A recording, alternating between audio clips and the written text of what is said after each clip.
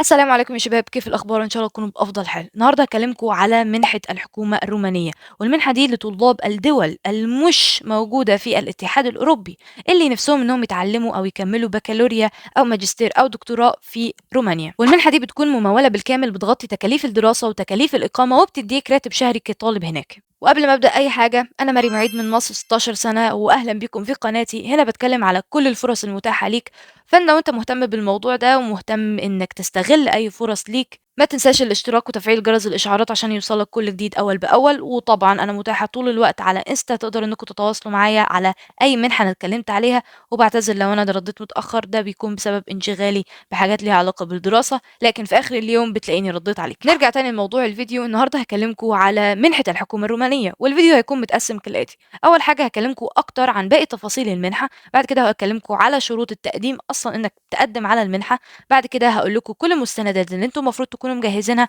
عشان تبدأوا إنكم تقدّموا على المنحة. طيب المنحة الرومانية دي بتقدّمها الحكومة الرومانية لطلاب الدول اللي مش موجودين في الاتحاد الأوروبي، منهم مصر. والمنحة دي زي ما قُلت للطلاب اللي عايزين يدرسوا بكالوريا، يعني يكملوا جامعة أو ماجستير أو دكتوراه في رومانيا. والمنحة بتكون زي ما قُلت برضه ممولة بالكامل، بتغطي تكاليف الإقامة وتكاليف الدراسة، وبتدّي الطالب راتب شهري كإنه طالب موجود في رومانيا. والمناهج كلها هيتم شرحها باللغة الرومانية، فأنت لو مش معاك لغة رومانية غير سنين الدراسة اللي أنت هتقضيها هناك، هتروح هناك تروح سنة تمهيدية بتتعلم اللغة ببلاش، على حساب برضه زي ما قُلت المنحة. ولكن في حالة إنك رايح تحضر دكتوراه، فهناك ممكن يختلف لغة التعليم وما تكونش بالروماني عادي. ولو اتقبلت بيكون الدراسة في أحد الجامعات اللي ليها علاقة بالمنحة، هاحاول أحط أساميهم على الشاشة.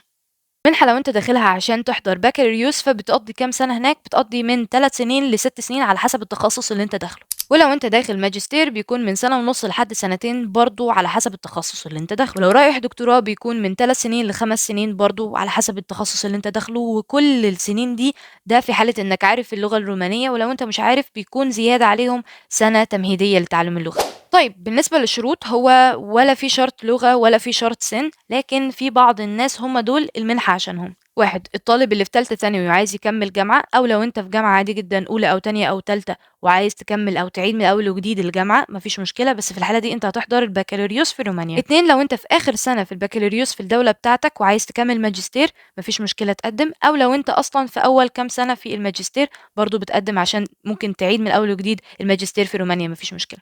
3، لو أنت بقى في آخر سنة في الماجستير أو خلصت الماجستير وعايز تكمل دكتوراه في رومانيا، متاح ليك إنك تقدم. طيب بالنسبة للمستندات اللي أنت المفروض تكون مجهزها قبل ما تبدأ إنك تقدم، 1، بيكون المفروض نسخة من أول 3 صفحات موجودة في جواز السفر. 2، بيان درجات أو شهادة تخرُّج أو عامةً أي مؤهل دراسي أنت حصلت عليه أو تبدأ إنك ترفعه، وفي الحالة دي لازمًا يكون متّرجم يا إما روماني أو فرنساوي أو إنجليزي. 3، نسخة من شهادة الميلاد وبتكون مترجمة إنجليزي. 4، سيرة ذاتية ودي بتكون برضه مترجمة French أو English. 5، خطاب تحفيزي في حالة إنك بس بتقدم على دكتوراه، غير كده لو بتقدم على بكالوريوس أو بتقدم على ماجستير مش لازمًا خطاب تحفيزي. 6، لو أنت أقل من 18 سنة وعايز تقدم على المنحة، لازمًا تطبع أو يعني تعطيهم نسخة من الإعلان بتاع موافقة ولي أمر.